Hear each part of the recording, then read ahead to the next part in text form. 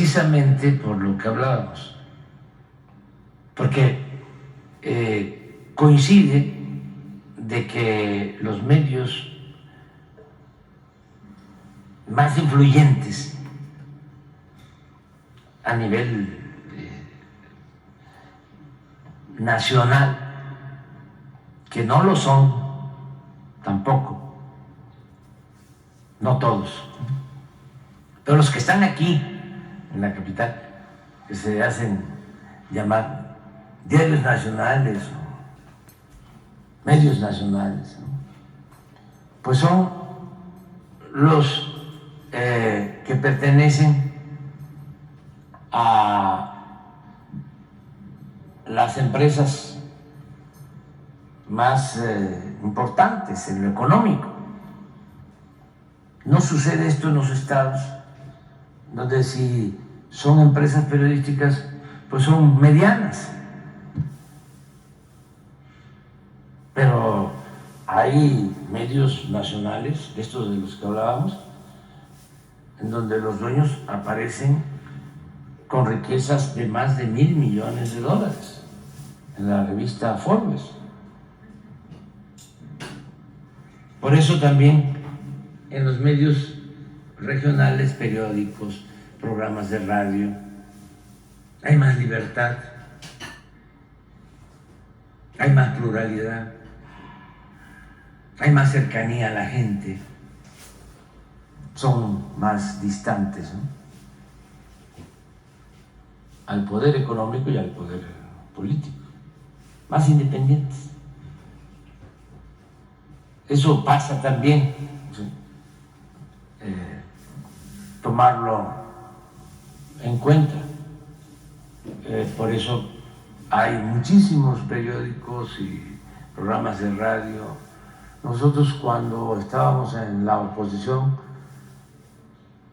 y nos cerraban desde luego los medios más influyentes, íbamos a los estados y en algunos estados nos abrían espacios, nos daban tiempos en radio. No en todos lados, ¿eh? Ahorita está viendo, por ejemplo, AM de Guanajuato. Es una copia del Reforma.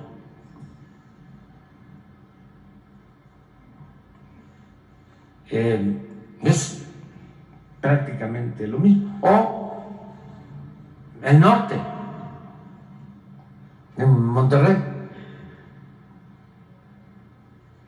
Yo creo que, aunque son los mismos dueños, en comparación con el Reforma, todavía son más retrógradas, más conservadores, aunque parezca increíble. Son los mismos dueños, pero allá son más reaccionarios los del norte que los del Reforma, que es decir bastante, porque no hay un periodista, un columnista en Reforma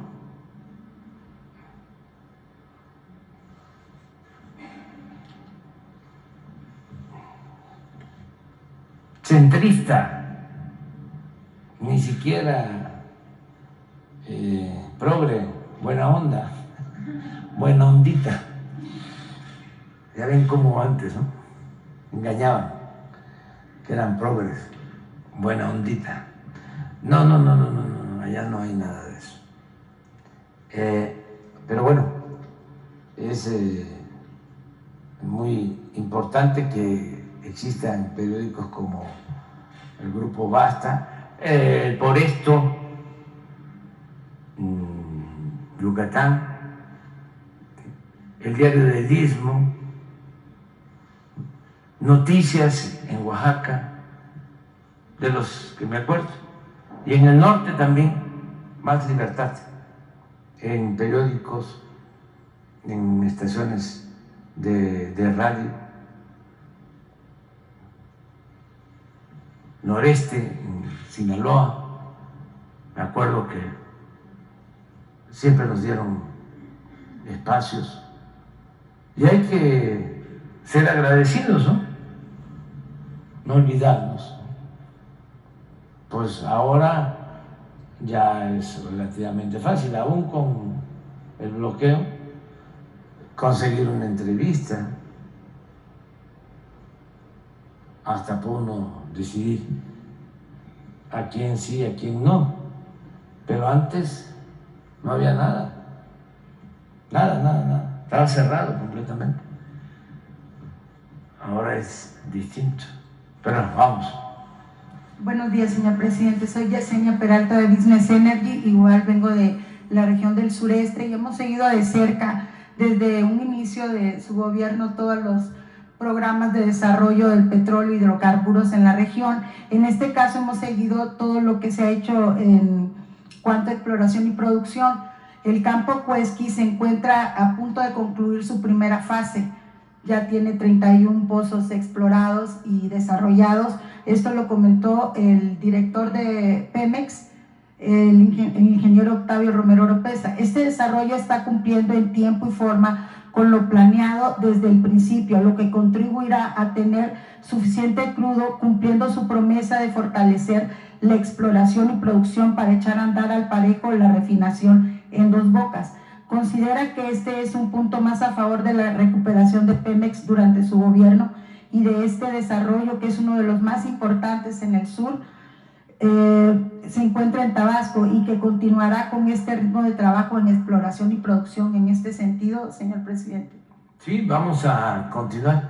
Tenemos la ventaja y tuvimos la suerte de que se invirtió desde el principio en exploración, que no se hacía, y se logró descubrir nuevos yacimientos y también conocer más sobre ya campos existentes que tienen bastante capacidad productiva. Tomamos la decisión de invertir más en exploración y en producción en el sureste, en tierra y en aguas someras, porque es donde está el petróleo. Ya lo he dicho aquí, como a los tecnócratas corruptos no les importaba ni siquiera extraer el petróleo, sino lo que les importaba era robar, lo que les importaba eran los contratos jugosísimos, aunque no se extrajera petróleo, iban por los contratos. Lo puedo probar, como empresas como Repsol le entregaron en la época de Calderón la cuenca de Burgos para extraer supuestamente más gas y cobraron por los contratos, pero muchísimo dinero, saquearon y al final no hubo más gas que el que ya se producía cuando Pemex tenía a cargo la exploración y la producción de petróleo y de gas. Pero se llevaron muchísimo dinero. Eran negocios muy jugosos para las empresas y muy malos para la nación.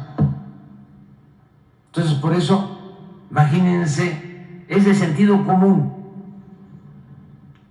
Si el petróleo está en el sureste, si está en tierra, si está en aguas someras, ¿por qué vamos a invertir en el norte y en aguas profundas? ¿Qué lógica tiene? Pues solo la lógica de la corrupción. Aquí aplica que lo que no suena lógico suena metálico. Todo era el dinero. Entonces, cambiamos eso.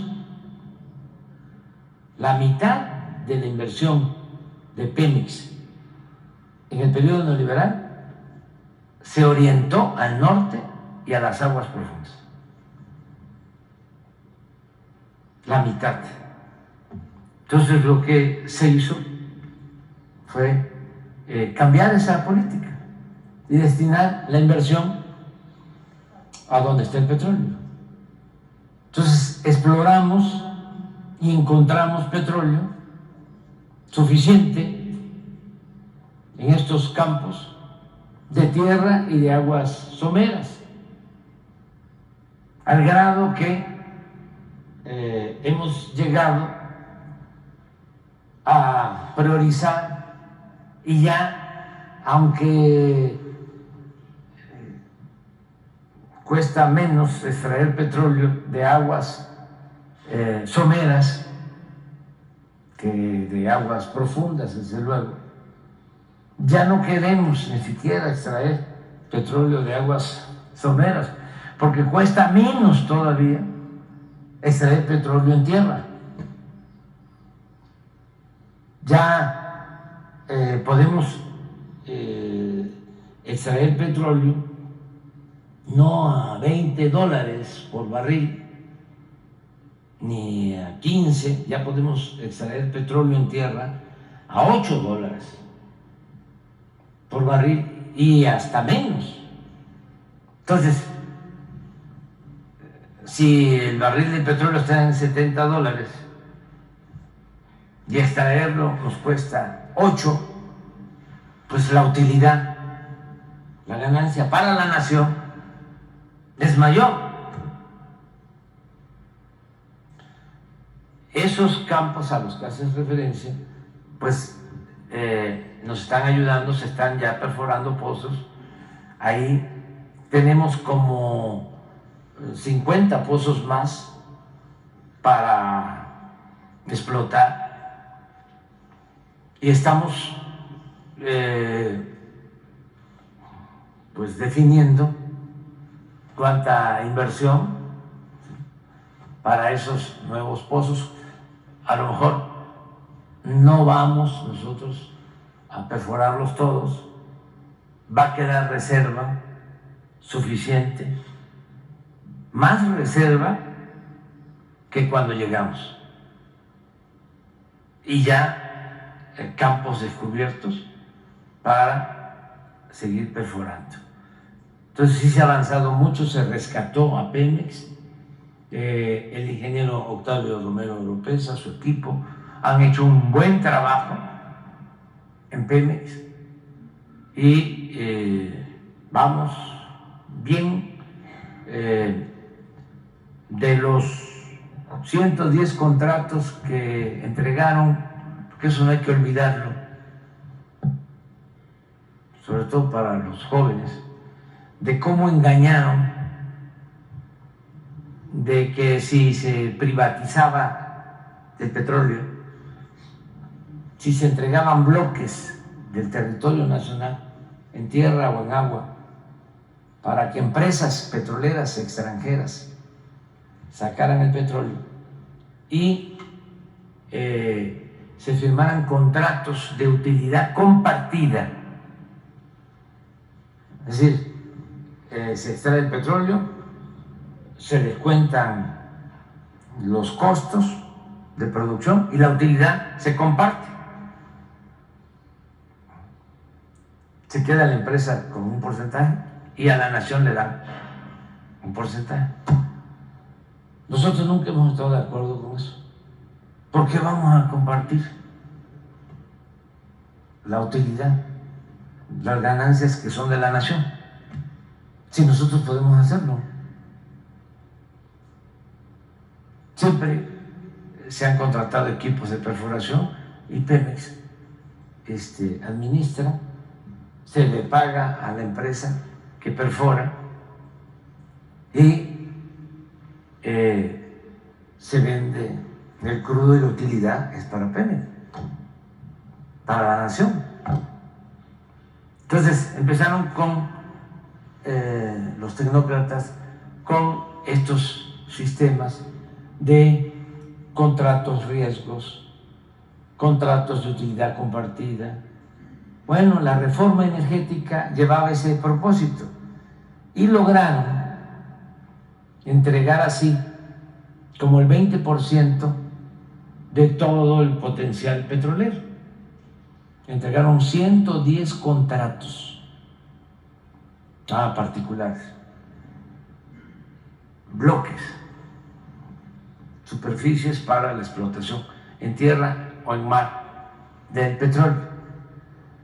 Y vendieron la idea, engañaron de que se iba a producir muchísimo, que iba a llegar inversión extranjera a raudales y que además iba a bajar el precio de las gasolinas, como lo hicieron con la industria eléctrica, que iba a bajar el precio de la luz. Y yo recuerdo que cuando intentaron de nuevo con esa reforma, que ya lo había hecho a Calderón y habíamos detenido para hasta cierto punto la reforma, y Peña vuelve otra vez, y ya lo lograron porque engañaron a la gente, precisamente con los medios. Había publicidad en los medios, en la televisión, en la radio, hablando de que México tenía un tesoro en el fondo del mar, un enorme tesoro. Pero como no teníamos dinero ni teníamos tecnología, debíamos de permitir que llegara la inversión extranjera y que nos trajera la tecnología para sacar el tesoro que teníamos en el fondo del mar. Con ese cuento, y además maiciando a diputados de los que ahora están en la oposición, porque son bien corruptos. Por eso hay que verlos de lejos, no permitir que se acerquen mucho, porque corre uno riesgo de perder la cartera. Se aprobó la reforma energética y entregaron 110 contratos. Y pueden ustedes investigar, vayan a las hemerotecas y van a encontrar que decían que iba a llegar muchísima inversión, pero además íbamos a estar produciendo 3 millones de barriles diarios con esos contratos. ¿Saben cuántos barriles diarios se producen con esos contratos? 40,000 barriles diarios. De esos 110 contratos, ¿saben cuántos están en actividad? 3. Todos los demás utilizaron los contratos, ¿sí?, y los empezaron a manejar en las bolsas con fines de especulación. Si no entramos, ya lo hemos dicho, estaríamos comprando petróleo crudo en el extranjero. Entonces, ya rescatamos a Pemex y no hizo falta, también eso es importante, dar marcha atrás a la reforma energética, porque tuvimos la suerte de que no les dio tiempo de entregar todo el potencial petrolero de México. Repito, entregaron el 20% y quedó el 80% para la nación. y con eso que dejaron estamos sacando adelante al país. Sería muy bueno que los articulistas estos mismos que defendían la privatización del petróleo, pues ahora explicaran qué sucedió, por qué fallaron sus pronósticos, y en una de esas hasta ofrecen disculpas, ¿no? Pero no, son muy cínicos y es otro su propósito. Sí, gracias, señor presidente. En base a lo que usted está comentando, ha venido trabajando la paraestatal de manera muy alineada con usted. En ese sentido se han logrado la visión que usted ha traído para rescatar petróleos mexicanos. Se rumora que el titular de Pemex estaría dejando la paraestatal para sumarse al proceso político. ¿Qué sucederá en este sentido? ¿Podría ser algo negativo porque él ha venido llevando su visión para recuperar Pemex? ¿Qué ocurre con esto, señor presidente? Si se suma a esta, no, ¿quedará todo igual o...? No va a participar Octavio Romero, y no porque yo lo prohíba o lo impida, sino porque él ha expresado que se queda hasta sí, efectivamente, el final. Porque ese tipo de situaciones es lo que ha sucedido en nuestro país, que todo se queda a medias, nadie concluye. Entonces, en la cuestión del petróleo sí es muy importante que estoy muy contento con lo de SOE. Sí. Ya les planteé eso, de que actuó de manera muy responsable, como buen servidor público, poniendo por delante el interés general. Sí, Chiapas es un gran estado, merece mucho apoyo. Él estaba, según me dicen, arriba en las encuestas, pero también tenía esta responsabilidad de garantizar la salud a quienes no tienen seguridad social. Estamos hablando de la mitad de la población del país, de 70 millones de personas sin seguridad social. Y lo que estamos construyendo es para que se garantice a todos de manera universal el derecho a la salud. Esto es que estén bien los centros de salud, los hospitales, que tengan equipos, que tengan médicos generales, que tengan especialistas, que se puedan hacer estudios, análisis, intervenciones quirúrgicas, que no falten los medicamentos y que todo sea gratuito. Y ese es mi compromiso. Pero si se iba a SOE, no hay una continuidad. Me iba a quedar, sí,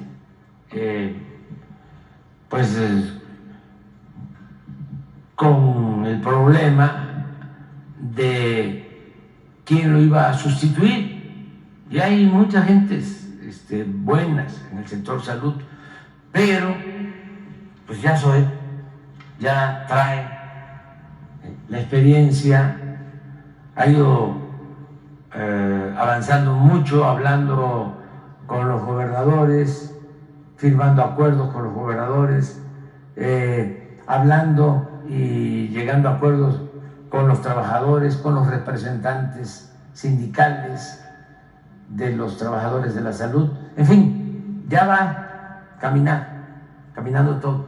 Ya yo creo que en diciembre de este año ya vamos a tener como 23, 24 estados de los 32, ya con el sistema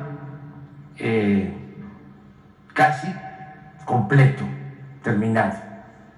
Ya nos van a informar el martes, pero yo creo que ya tenemos como 16, 18 estados en donde el abasto de medicamentos está como en 95%. Y en diciembre vamos a tener una farmacia aquí en la Ciudad de México, ya estamos en eso. Aparte del abasto, que no falte, por si llegara a faltar una medicina, en ese almacén, en esa farmacia, van a estar todos los medicamentos, todos los que hay en el mundo, van a estar ahí. Y vamos a tener un sistema donde si en un centro de salud, en un hospital, hace falta un medicamento, se va a hablar y va a llegar el medicamento en un día, si no existe. Vamos a tener ese sistema especial. O sea, es una gran farmacia donde va a haber de todo. Si hay que conseguir los medicamentos en la India, los vamos a traer para la farmacia. ¿Sí? En China, en Francia, en Corea, donde estén, vamos a tener todos los medicamentos. Todo esto lo podemos hacer porque ya barrimos, ya no hay corrupción, porque era un negocio que tenían políticos corruptos con medios de comunicación, 10 empresas que ni siquiera fabricaban, no eran laboratorios, eran las que compraban, las que tenían las relaciones, eran las intermediarias. Entonces todo eso se está haciendo a un lado para garantizar la salud del pueblo, y lo mismo en el caso de Pemex. Se garantizará se va a garantizar que haya continuidad, porque es muy bueno el resultado del trabajo en Pemex.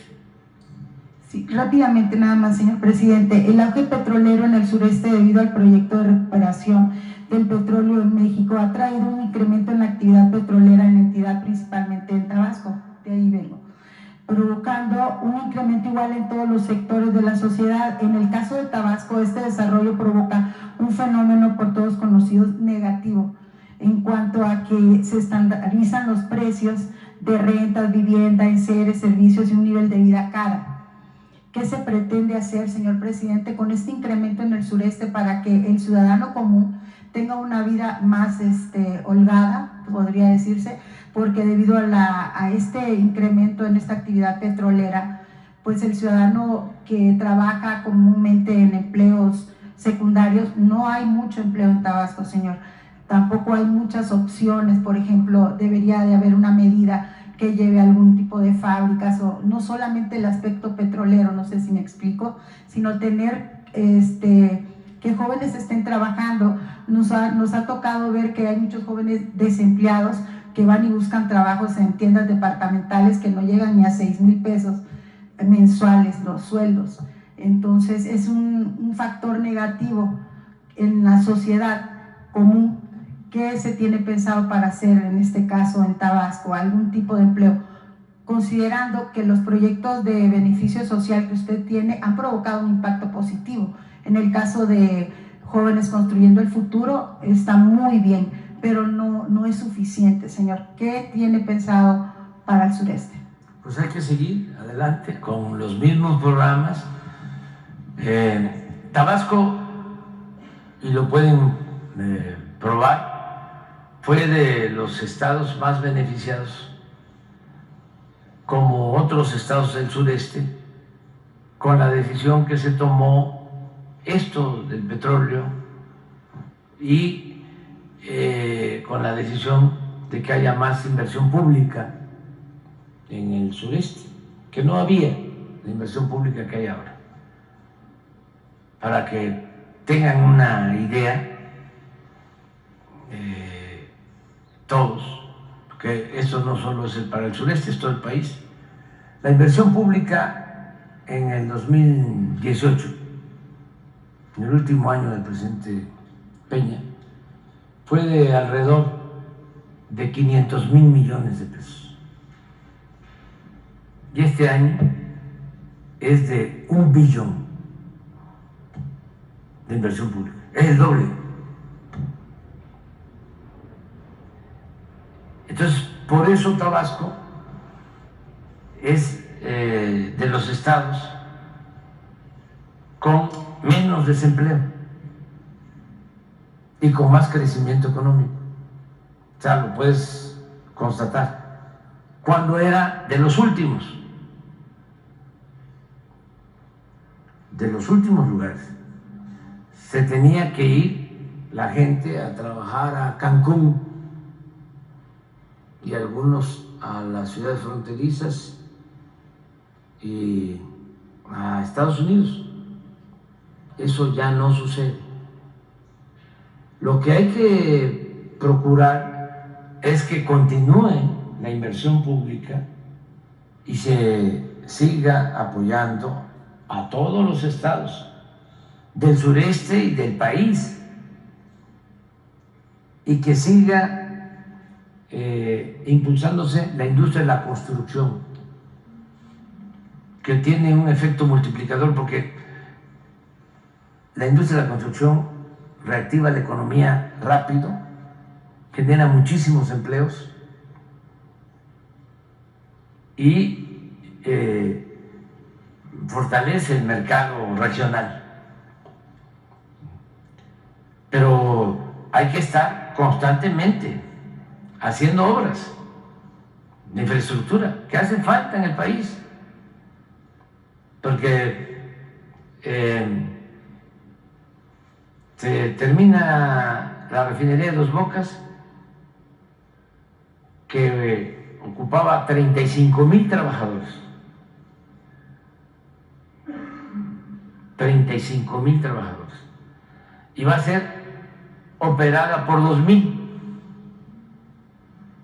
¿Qué van a hacer los 33,000 restantes? Ahí estaban cientos, si no es que miles de soldadores. ¿A dónde van a ir? Bueno, ahora hay como 60,000 trabajadores en el Tren Maya. Pero cuando se termine el Tren Maya, se va a operar también con 2,000, con 3,000. Es distinto. Entonces, hay que pensar en nuevos proyectos. Eso es lo que yo menciono del símil de la bicicleta, que no hay que dejar de pedalear. Sería un error el parar la inversión pública y la industria de la construcción. Ahora tenemos, por ejemplo, como opción todo el istmo, todo esto que veíamos ayer de cómo está saturado el canal de Panamá, y la opción para unir los océanos es el istmo. Y por eso los parques industriales, con el propósito de que se puedan establecer empresas y se genere mano de obra. Luego el sureste tiene la ventaja del turismo, tiene mucho potencial turístico por la civilización maya que floreció en el sureste, las zonas arqueológicas, la selva tropical, la flora, la fauna nativa, el mar Caribe, el Golfo. Es el Edén es el paraíso. Entonces, si llegan 30 millones de turistas a Cancún, la verdad van a llegar mucho más, y ya no va a ser a Cancún, que ya vamos a inaugurar el aeropuerto de Tulum, ¿sí? Y ya van a llegar más a Bacalar y a Chetumal y a Calakmul y a Yucatán y a Chiapas y a Tabasco. O sea, ese es el futuro para toda la región, y tiene otra posibilidad también de desarrollo muy importante para el mediano, para el largo plazo. El agua. En el sureste es el 70% del agua del país.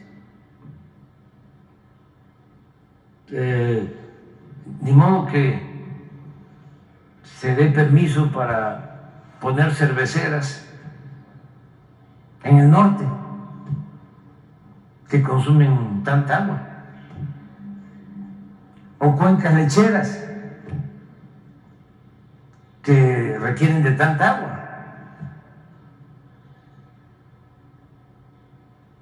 El norte tiene la gran ventaja de que ya está demostrada la importancia que tiene la integración económica comercial con Estados Unidos. Ahí está llegando muchísima inversión y va a seguir llegando, y somos el principal socio comercial en el mundo de Estados Unidos, y lo vamos a seguir siendo, y tiene muchísimo potencial. Sonora, Chihuahua, Baja California y Nuevo León, mucho potencial de toda la frontera. Y lo mismo el Bajío, y lo mismo el centro. Aquí, por ejemplo, la capital, no sé si lo han notado, pero ¿cuántos estadounidenses en los últimos tiempos han venido a vivir a la Ciudad de México? Es un poco lo que tú me dices de Tabasco, que con el petróleo se encarece la vida. Pues ahora hay el cuestionamiento, ¿no?, de algunos capitalinos, que con la llegada de los vecinos, hermanos estadounidenses, que son bienvenidos, pues ya en los restaurantes, en la Roma, ¿sí?, en la Condesa, pues ya no se puede ir a comer, pues porque sí, aunque hay muchísimos lugares, ¿no?, para comer, y tampoco está tan caro en la Roma y en la Condesa, y hay muy buenos restaurantes, la verdad. No todos tienen posibilidad de ir, pero sigue habiendo en los mercados muy buena comida, distintas partes de la capital. Pero eso está sucediendo, ¿sí? Y esto va acompañado, nada más que eso, pues no lo dicen en la telera, en la radio. Y también les ofrezco disculpas por estarlos mencionando tanto, ¿no? Pero es que son cositas,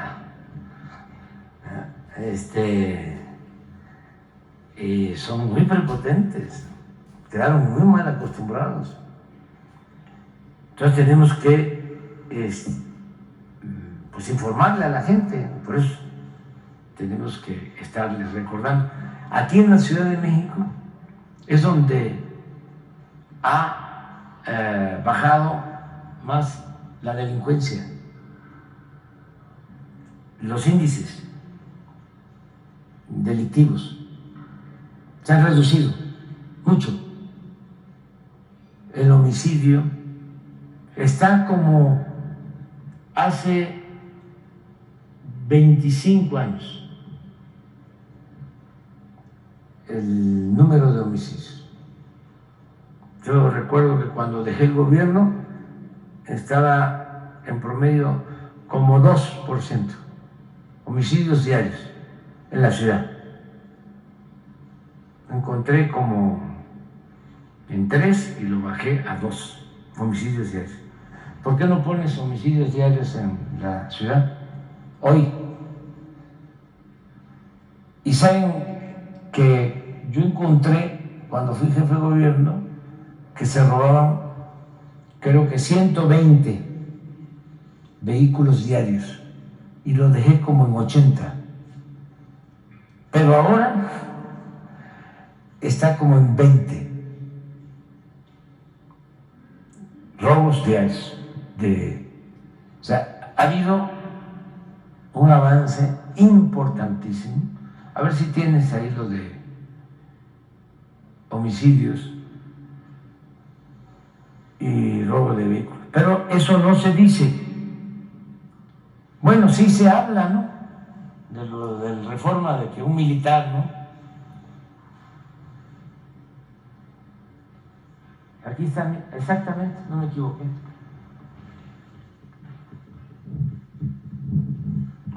1.9 diario. Para toda la población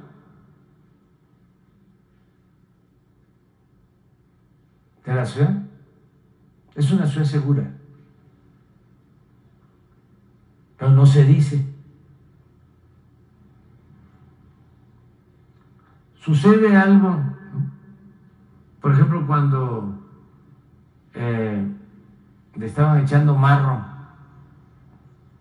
a una joyería,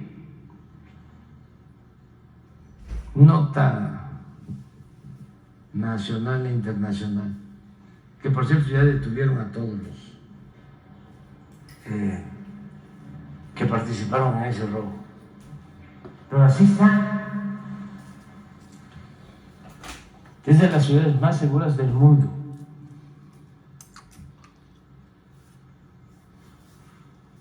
¿Y por qué no pones robo de vehículo?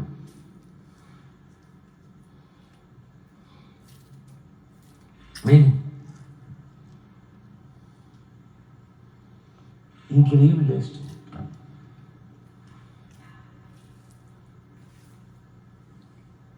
Promedio diario, claro, es robo de vehículo con violencia, promedio de 4.1. A ver, sin violencia, 12, 4 y 12, 16, 17 diario. Yo les hablaba que yo terminé, yo agarré el gobierno con 120 diarios y lo dejé en 80. Y ahora 17.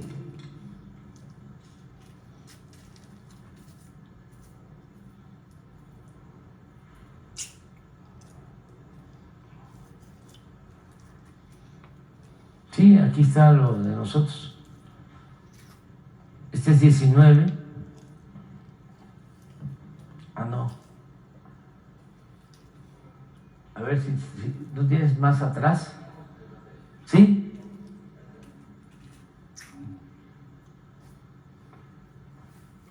Yo entré aquí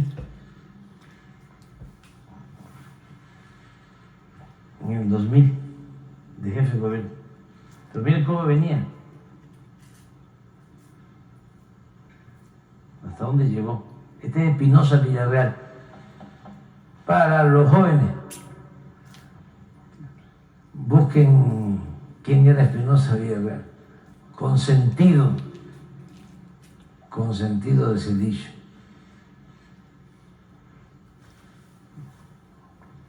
Y miren, y le bajamos aquí, pero todavía aquí eran como 70, 80. Pero de aquí a esto,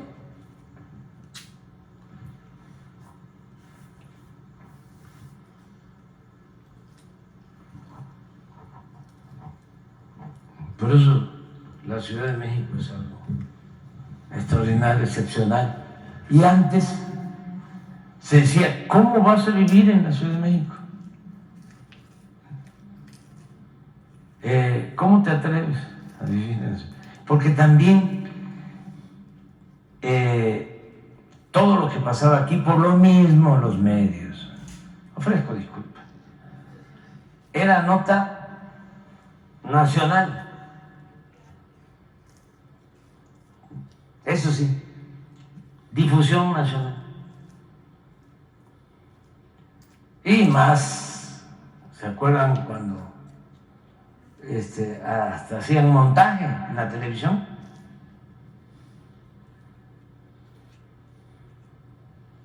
Eso sí se acuerdan los jóvenes, porque no fue hace mucho.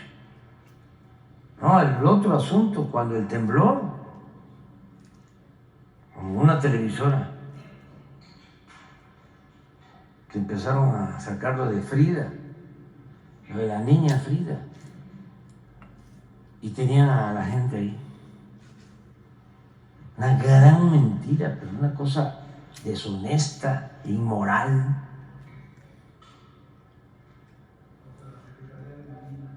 Sí, y además en vinculación con Marina.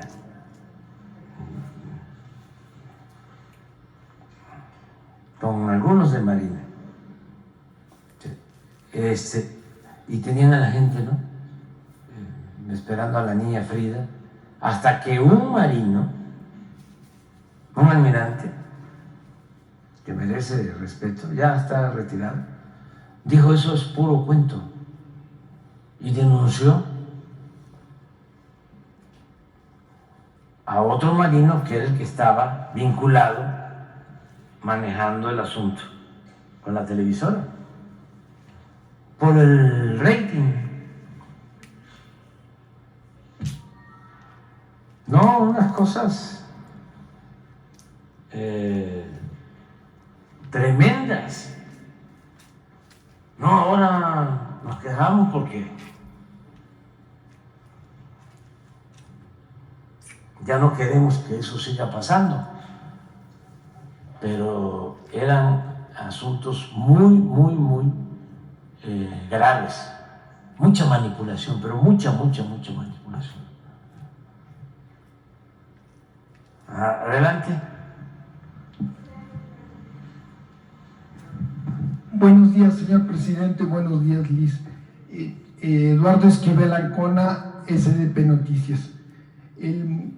Quisiera preguntarle, señor presidente, si usted está apoyando o está de acuerdo con la propuesta de algunos legisladores de Morena de recortarle al Poder Judicial 25,000 millones de pesos. Esto se lo digo porque el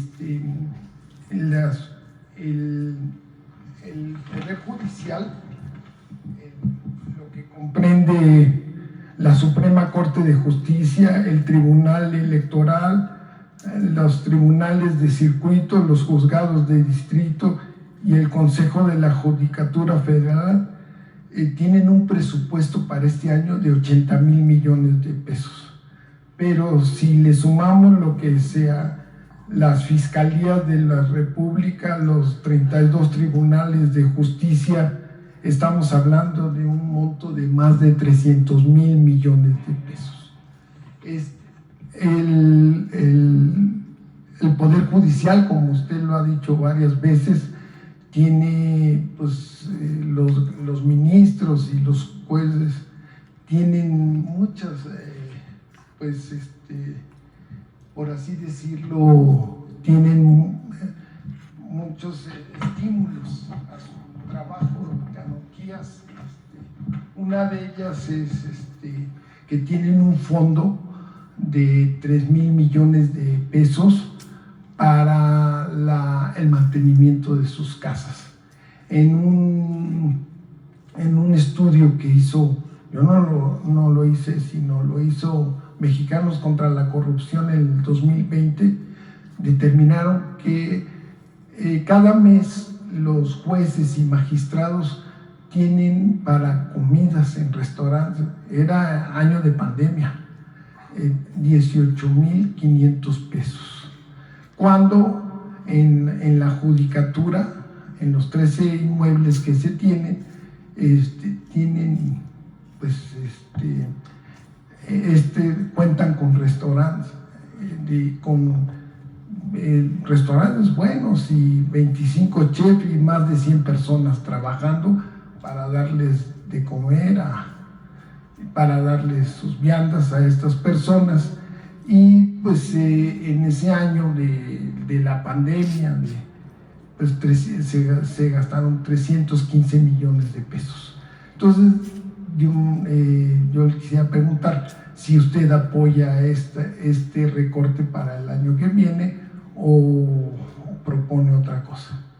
Pues yo sí estoy en contra de los abusos, de los lujos, de los excesos en servidores públicos.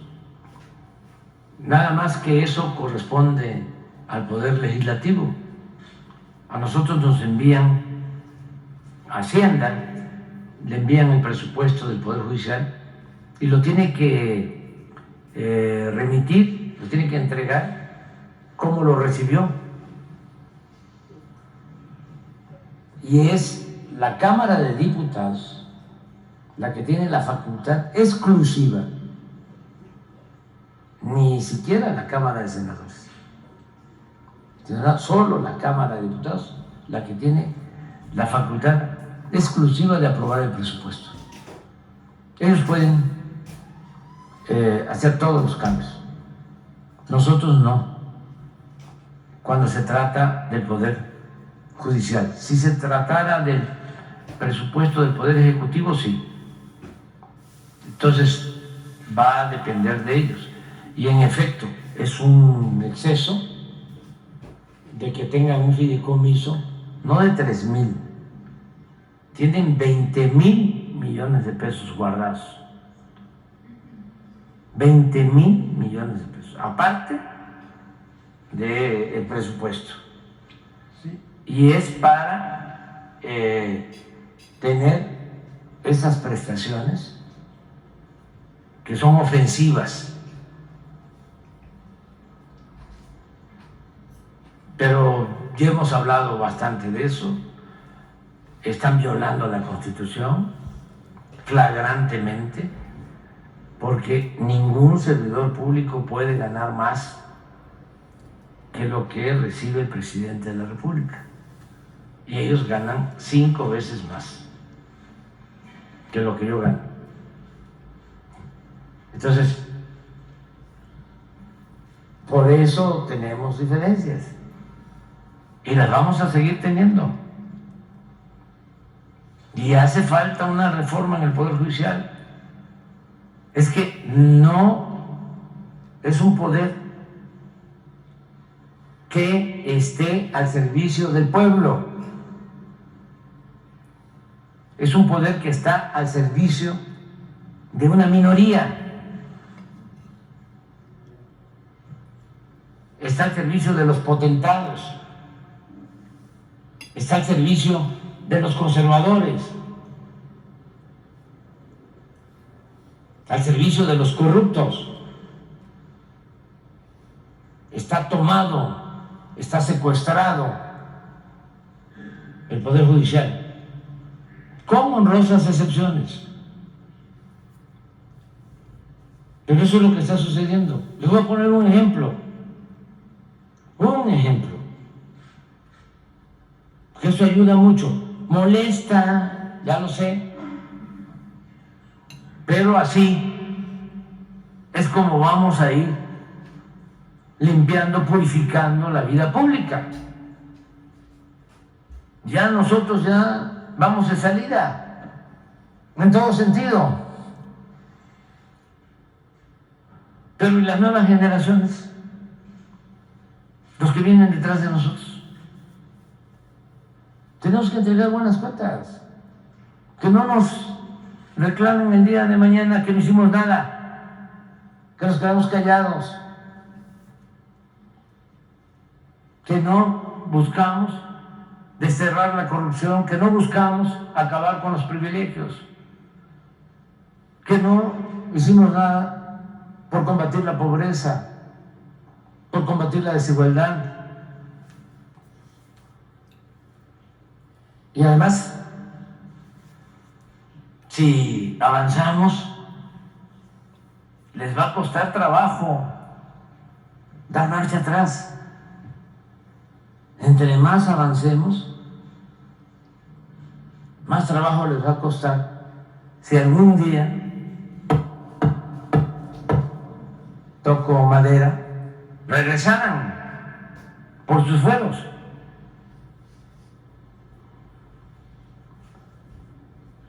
Que lo van a intentar con todo, pero el pueblo ha dicho basta. Y no va a haber marcha atrás. Pero les voy a poner un ejemplo. A ver si, porque ayer se trató, pero hay que volverlo a decir, porque esto no sale en la televisión. ¿Qué les costaría en los noticieros de televisión hacer lo que voy a hacer yo ahorita?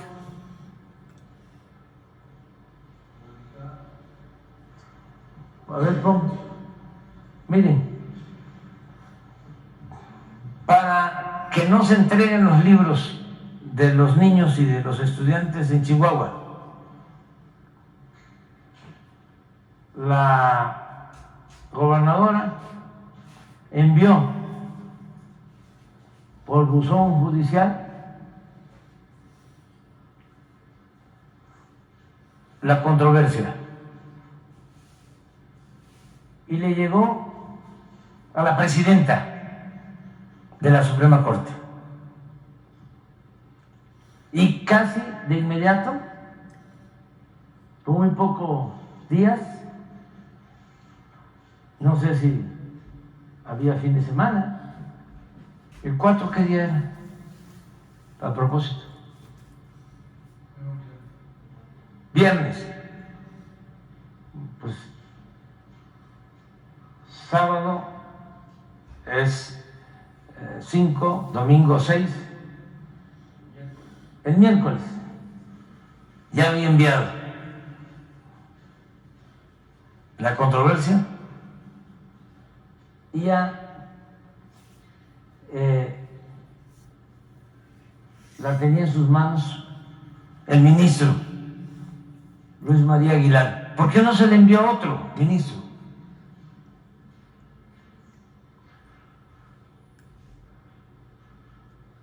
Nada más. Es como dicen los el pasquín de la derecha, los del Reforma. Sí. Es pregunta, ¿eh?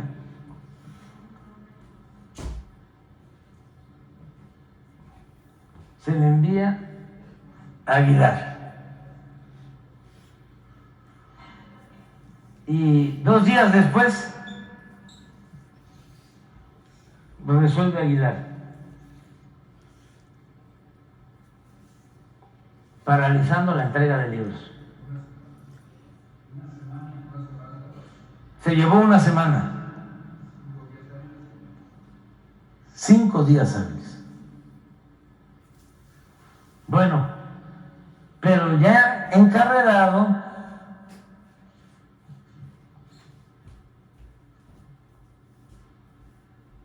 viene la de Coahuila. Igual le llega a la presidenta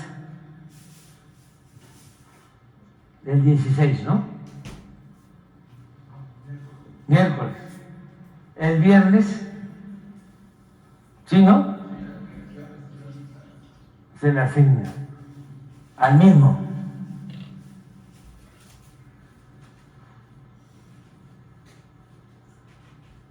Y este 21 es lunes.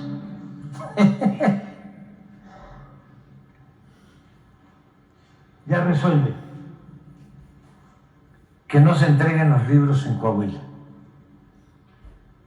La solicitud la hizo el gobernador de Coahuila, que ya se va, pero está aspirando, ¿no?, a otro cargo.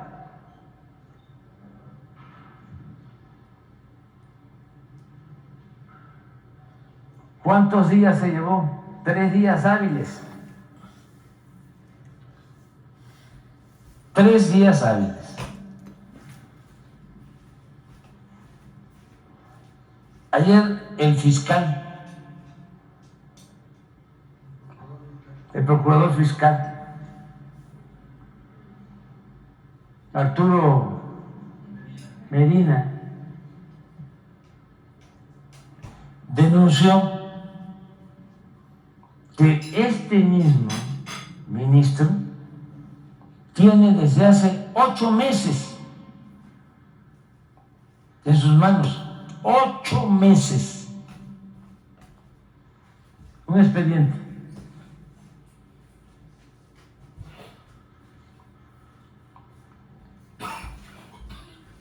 en donde hay una empresa que le debe a la hacienda pública o que está en litigio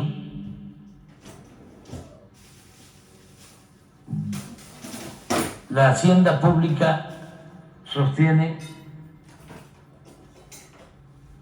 desde hace 13 años que empezaron estos juicios que tienen que pagar 25,000 millones de pesos. 25,000 millones de pesos. Y lleva 8 meses guardado el expediente en el escritorio, en la gaveta del escritorio del ministro Luis María Aguilar Morales. ¿Para quién trabaja el ministro? ¿Le importa que los niños tengan libros? ¿Que tengan libros de texto? ¿Está pensando él de que si se quedan sin libros los niños, sus padres no tienen para comprar libros? ¿Está pensando de que todos los libros son buenos? ¿Que los libros no se pueden prohibir, mucho menos destruir? ¿Ya leyó los libros? ¿O él cree que son libros para inyectar el comunismo?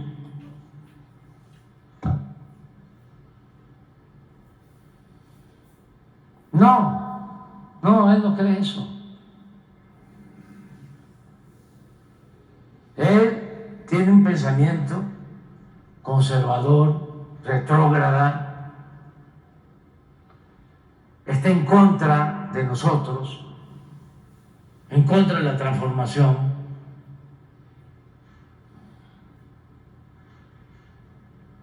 Pero no es un buen juez.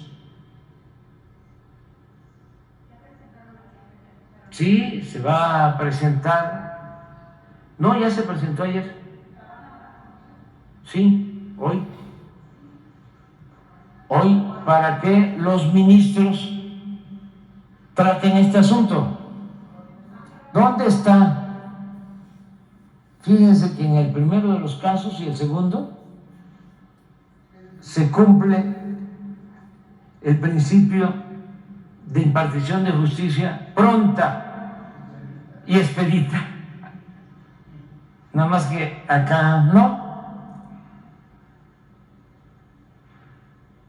Es distinto.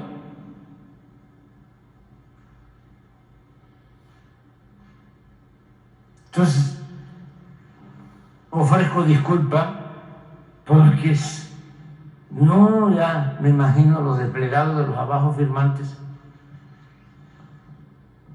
y de las asociaciones de abogados, ¿no? En defensa del ministro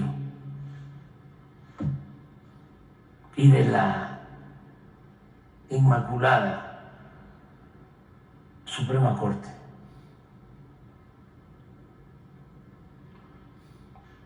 Cuando son instrumentos que impiden que haya justicia, que impiden que haya honestidad en el país,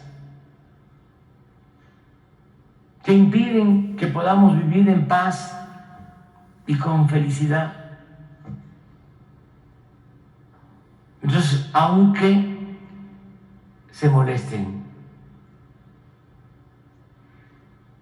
vamos nosotros a seguir denunciando esto.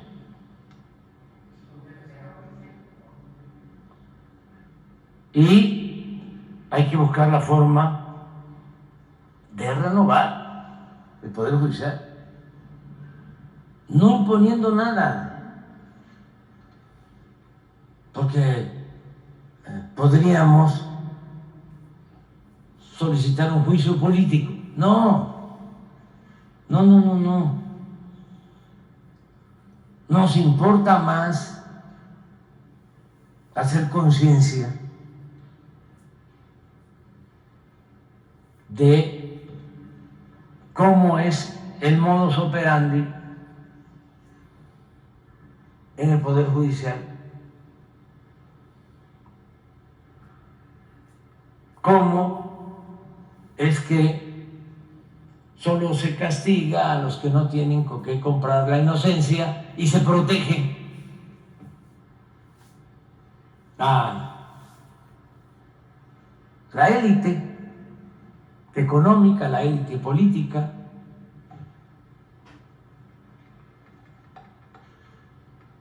Y sí, buscar, si no surge del interior del Poder Judicial la propuesta de cambio, de renovación, si esto lo van a seguir apoyando, lo van a seguir aplaudiendo, lo van a seguir respaldando, sosteniendo, pues no va a quedar más que sea el pueblo y el que renueve al Poder Judicial. ¿Cómo? Llevando a cabo una reforma constitucional. Nada más que para eso se requiere que el movimiento de transformación cuente con mayoría calificada en la próxima legislatura. ¿Qué es mayoría calificada? 2/3 partes de los legisladores. Si no, no puede haber reforma constitucional. Porque es lo que nos está pasando ahora. Nosotros no podemos hacer una reforma constitucional. No podríamos. Porque tenemos mayoría, pero es mayoría simple. Se pueden hacer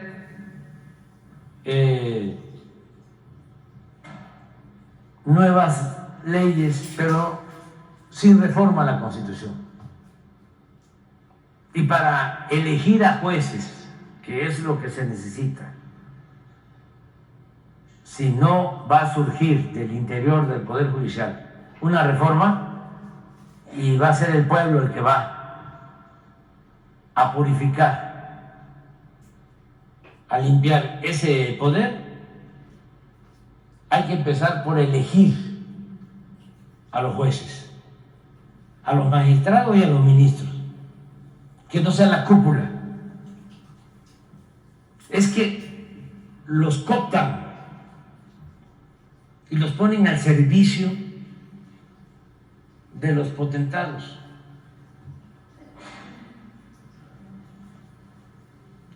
Entonces, si los elige el pueblo, hay más garantías de que trabajen, le sirvan al pueblo, no a los de arriba, y que se escoja a gente incorruptible, honesta. Eso sí, que apliquen el principio de que al margen de la ley nada y por encima de la ley nadie. Pero no esto. Sí, va a haber la posibilidad. Por eso hablo de que no solo hay que ver quién es el candidato o la candidata. No solo hay que ver cuál es el partido.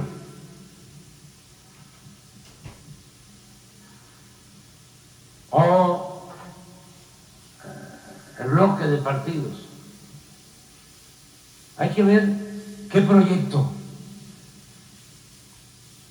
propone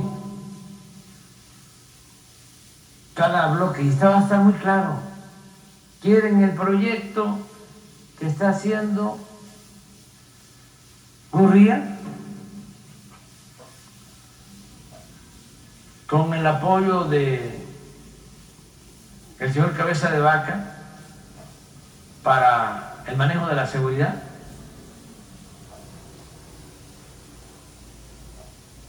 Quieren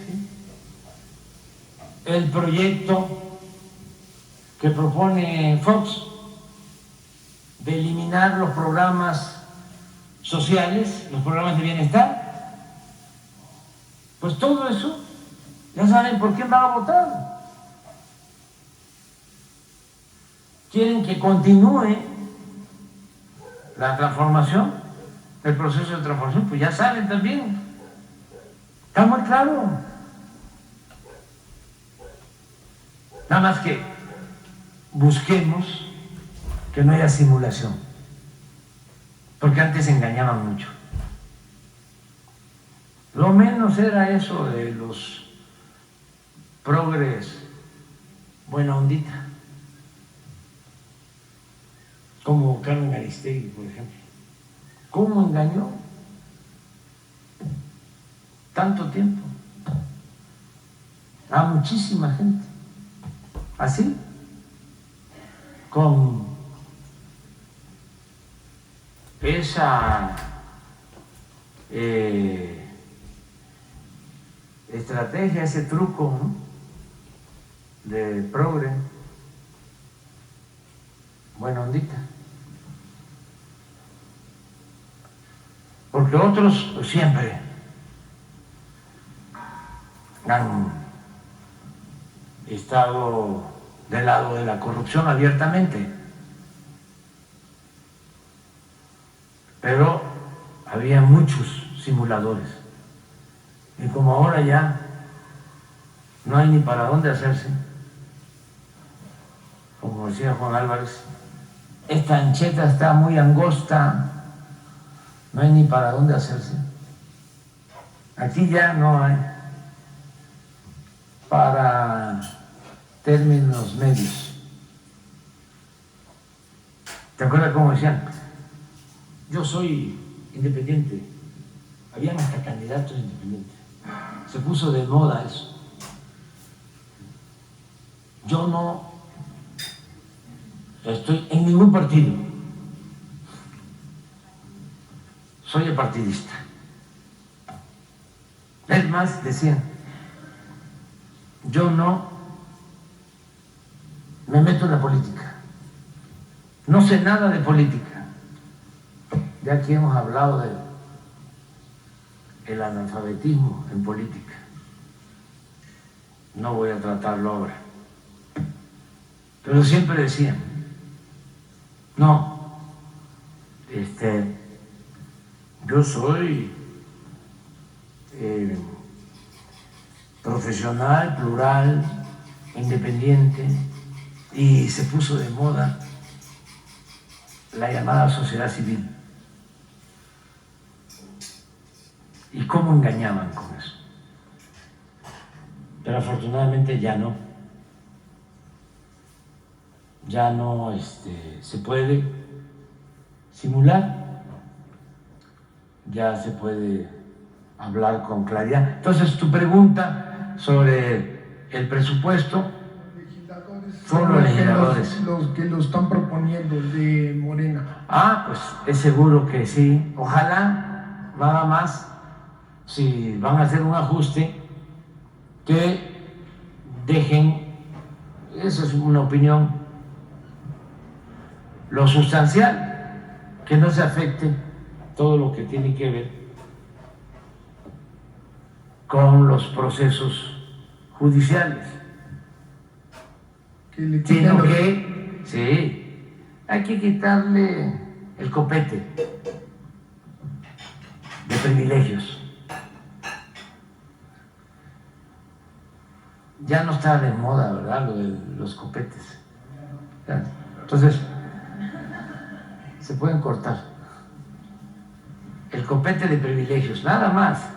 O sea, una tuzada al copete.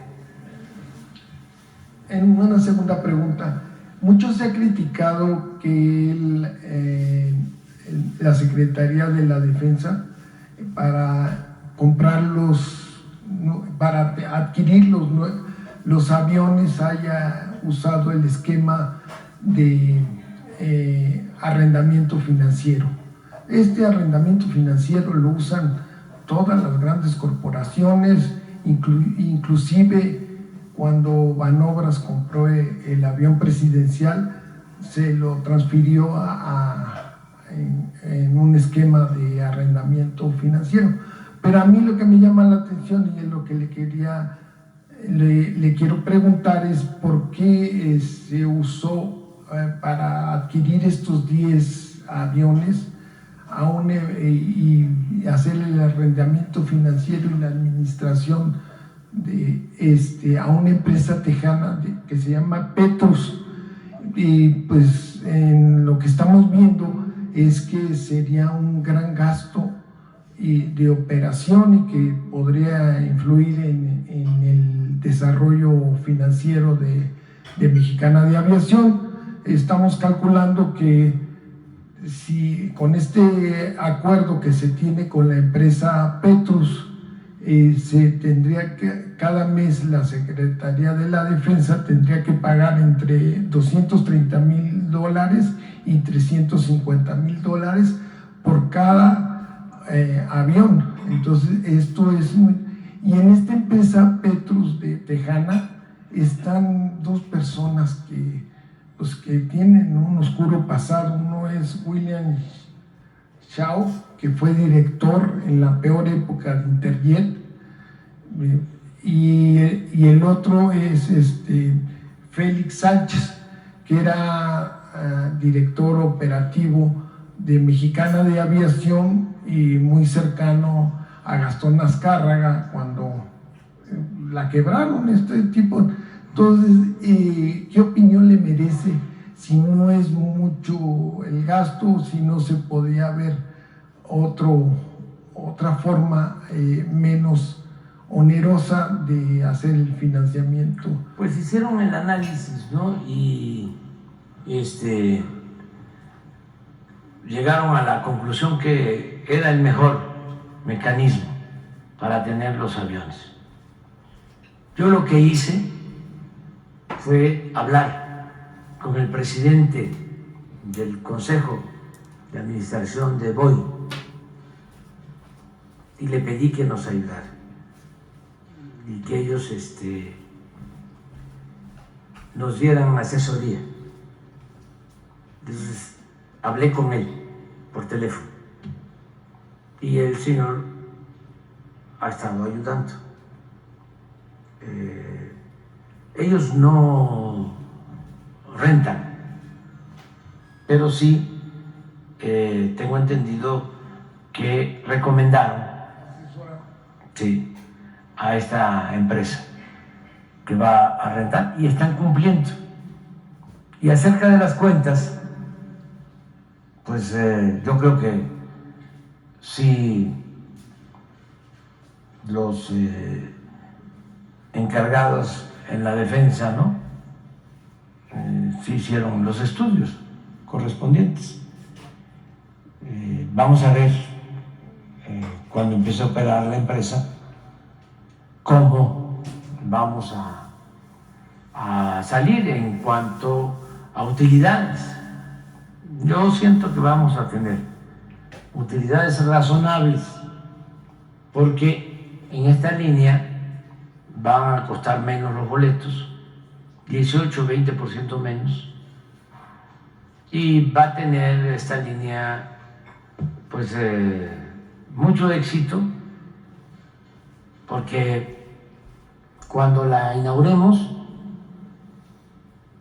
que estamos pensando que sea noviembre, a más tardar diciembre de este año, uno de los vuelos principales va a ser México-Tulum, del AIFA al nuevo aeropuerto, del Felipe Ángeles al Felipe Carrillo Puerto de Tulum, que es un aeropuerto de primera. Cuando esté terminado van a ver qué aeropuerto. Si el AIFA es un gran aeropuerto, este tiene también su encanto, este aeropuerto. Entonces, en la línea va a volar. Bueno, tan es importante el aeropuerto que se está construyendo en Tulum que ya tiene solicitudes para aterrizar y ser utilizado de empresas aéreas estadounidenses, extranjeras y desde luego de las nacionales, Aeroméxico, por escrito. Ya están pidiendo que se les considere. Yo espero que salgan bien las cosas. Le tengo confianza, mucha confianza a los ingenieros militares porque me han demostrado con hechos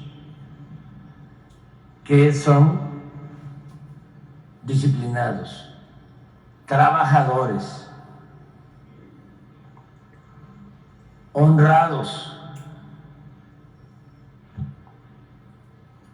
y que lo que hacen lo hacen muy bien, de muy buena calidad y a un costo bajo.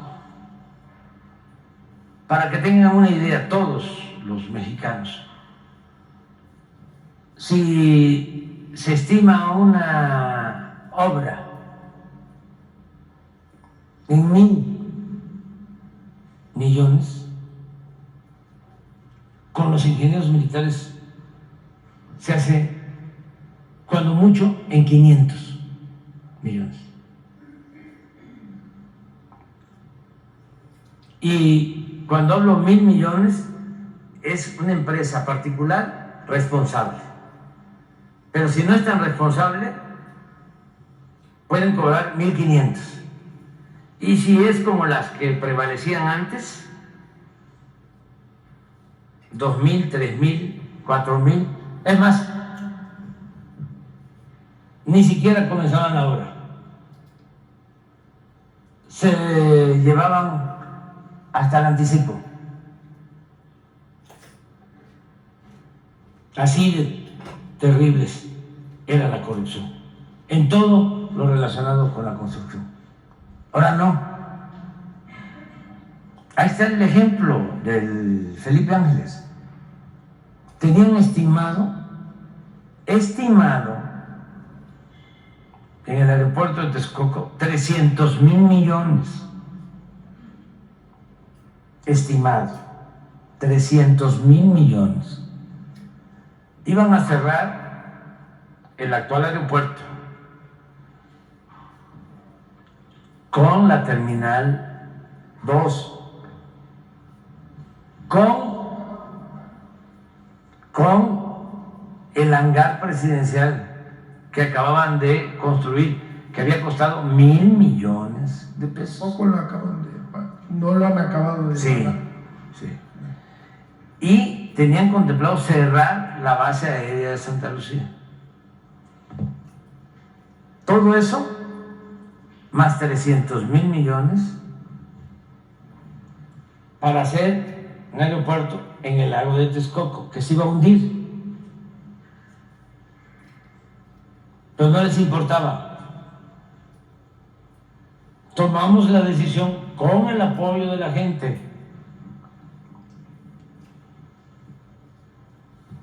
de hacer el aeropuerto en Santa Lucía, en Felipe Ángeles.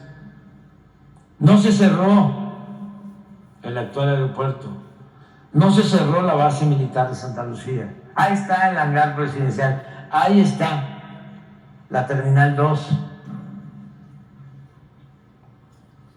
Se pagaron 100,000 millones de pesos que habían entregado de anticipos a contratistas. No se le quedó a deber a nadie de los contratistas, porque en los últimos tiempos, cuando ya gané la presidencia, en ese intervalo hicieron compromisos y compromisos y compromisos, pensando que ya no iba yo a poder dar marcha atrás a eso, que ya iba a ser irremediable. Bueno, dijo el pueblo, no, sabia decisión, porque nos hubiésemos metido en un pantano. Bueno, se pagaron los 100,000 y se hizo el nuevo aeropuerto, 75,000 millones. 100,000 más 75,000, 175,000 para 300,000 que tenían estimado. ¿Cuánto nos ahorramos? 125,000 millones de pesos. Y nos quedamos con los aeropuertos que no se cerraron, porque habían inventado para hacer el negocio, para llevar a cabo el atraco, de que no se podía mantener el actual aeropuerto ni el aeropuerto de Santa Lucía por interferencias aéreas. Habían contratado a una empresa de estas famosas, también muy corruptas, que se les había entregado un dictamen en donde no se podía convivir entre los aeropuertos. Una montaña. Ah, sí. Sí, y mucho menos hacerlo allá en donde se hizo Felipe Ángeles, porque ahí había un cerro. Entonces se burlaban de nosotros, los mismos, pero también los entiendo. Es que es mucha el hambre de dinero.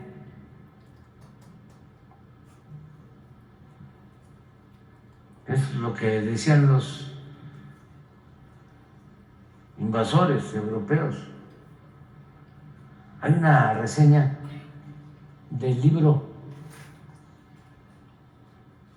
de Galeano, cuando toman Tenochtitlan, y están como desquiciados buscando el oro. A ver si lo encuentras. Por cierto, para los jóvenes, Es bueno el libro de Galeano, que no solo escribió ese, pero es un clásico. Las venas abiertas. De América Latina. De América Latina. Y hay un gran escritor y periodista que lo recomiendo, Kapuscinski. Es uno de los mejores periodistas que han habido, que han existido en el mundo. Que por cierto, a ver si consigues una frase de él. Tiene un libro, tiene varios, pero tiene uno sobre el petróleo que se llama La Gran Tentación. Y escribió uno sobre África. Era periodista, enviado de guerra. Se los recomiendo mucho a los jóvenes, a Kapuscinski.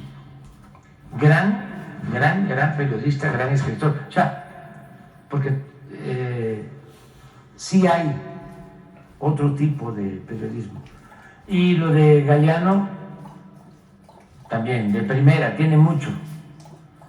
Y hay, lo que pasa es que yo no recuerdo, no solo por el post-COVID, sino siempre me ha costado trabajo recordar los nombres de los autores extranjeros. Hay un autor extranjero extraordinario también. Yo recomendaría esos tres: a Galeano, a Kapuscinski y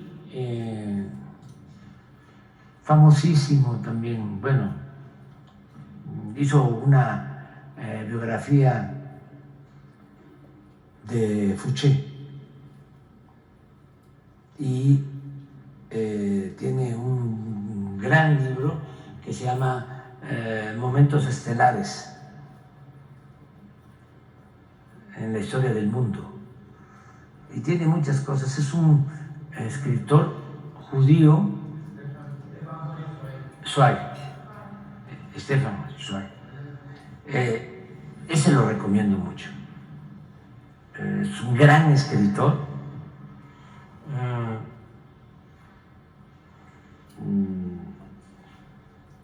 Estuvo en Austria, fue perseguido, luego se trasladó a Nueva York cuando la guerra, y terminó en Brasil. De ahí decidió quitarse la vida, pero muy bueno, muy bueno. A ver si no tienes lo de Galeano. Es una crónica, ponla nada más. Miren.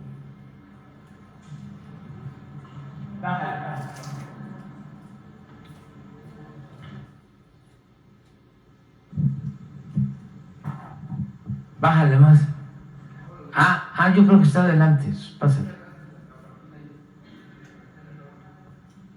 ¿Sí? Como unos, ¿qué? Como unos puercos hambrientos ansían el oro. A tiros de arcabuz, golpes de espada y soplos de peste avanzaban los implacables y escasos conquistadores de América. Lo contaron las voces de los vencidos. Después de la matanza de Cholula, Moctezuma envió nuevos emisarios al encuentro de Hernán Cortés, quien avanzó rumbo al Valle de México.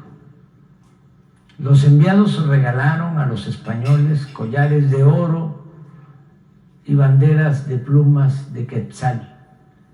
Los españoles estaban deleitándose, como si fueran monos. Levantaban el oro, como que se sentaban en ademán de gusto, como se les renovaba y se les iluminaba el corazón, como que cierto es que eso anhelan con gran sed. se les ensancha el cuerpo por eso. Tienen hambre furiosa de eso. Como unos puercos hambrientos ansían el oro. Está muy bien, está fuerte, pues, pero es la primera fiebre del oro. Ya por último. Todo tiene que ver con eso. O sea, por eso hay que comprender, entender que hay gente que lo único que le interesa es triunfar a toda costa, sin escrúpulos morales de ninguna índole. Tener, acumular, poseer, acaparar. Entonces, entenderlos, no se puede crear una asociación, ¿no?, para buscar curarlos, pero sí podemos pues dar a conocer que otra vida es posible, que otra forma de pensar, otra forma de ser, porque se cometen cosas terribles por la ambición al dinero. Yo les platicaba aquí, les he platicado de casos, ¿no?, de cómo un señor que era como el segundo o el tercero de Videgaray, del secretario de Hacienda del anterior gobierno, y era el encargado de atender a los gobiernos estatales y de entregar los recursos. Entonces el señor pues hizo mucho dinero, pero su compañera, su esposa, según la acusación que existe, con quien los cuidaba, que era un marino, un almirante, la señora se pone de acuerdo para quedarse con la fortuna del esposo. Entonces deciden eliminarlo por el dinero, por la herencia. Pero se supone que si desaparecía el esposo, la mamá del esposo, los hermanos del esposo, iban a reclamar también la herencia o la parte de la herencia. Entonces deciden, fíjense lo que hace la ambición al dinero, eliminarlos a todos. Y la señora invita a su suegra, a sus cuñados, a un convivio, y entra un comando y asesina a todos. Y pues se descubre. Desde entonces anda prófugo el marino, pero la señora sí está en la cárcel. Imagínense esas barbaridades por la ambición al dinero. Hace poco contábamos también otra historia real de una familia de las más encumbradas en Nuevo León, pero hasta el pináculo, está arriba de la sociedad. Muere el señor, viene una herencia, 3 hijos, un hombre, 2 mujeres. Pero estamos hablando de una herencia de más de $2,000 millones.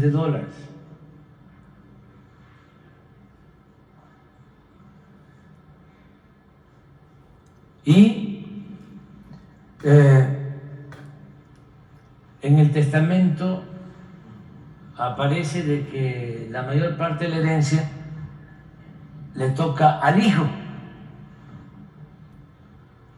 es el heredero mayoritario, y a las 2 hijas menos, pues se inconforman. Entonces luego ahí están los abogados, ¿no?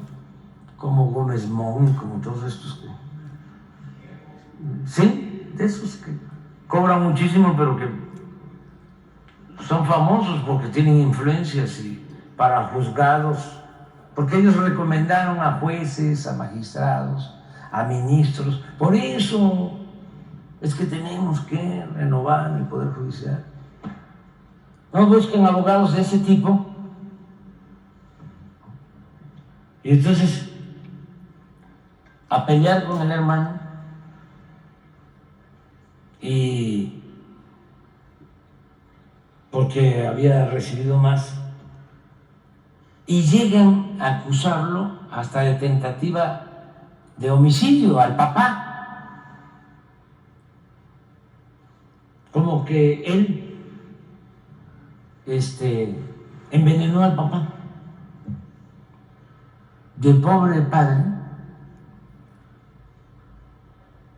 en toda la diligencia judicial, por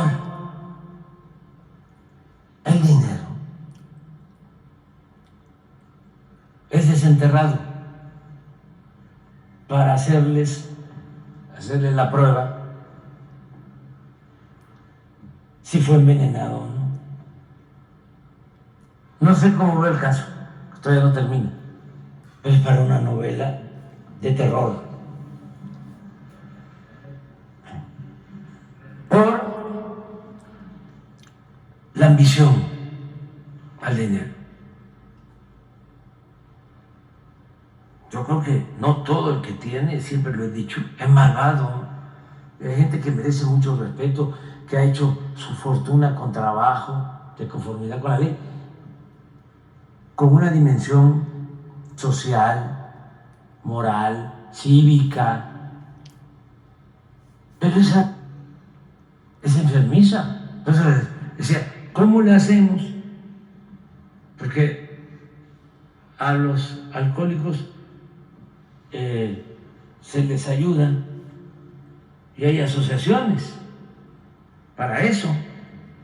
La drogadicción también tiene atención en clínicas, ¿no? Hay manera, ¿no?, de limpiarlos, de quitarles ese vicio. Ahí, aunque lo mejor es el apapacho, los padres, o sea, no abandonar a los hijos, porque no es nada más irlos a encerrar, ¿no? Y después tienen que salir. El amor ayuda mucho. Pero en estos casos de los ambiciosos del dinero, ¿qué se hace? Además, cuando era el modelo predominante. Todos se enojan conmigo cuando hablo del aspiracionismo. Me refiero a eso. Claro que yo deseo, y lo estamos haciendo, de que la gente, de conformidad con el estudio, de conformidad con el trabajo, vaya ascendiendo en la escala social, ¿no? Que haya movilidad social, que el hijo del campesino, del obrero, del comerciante, del maestro pueda salir adelante. ¿Cómo no? Pero con rectitud, con honestidad. El fin no justifica los medios.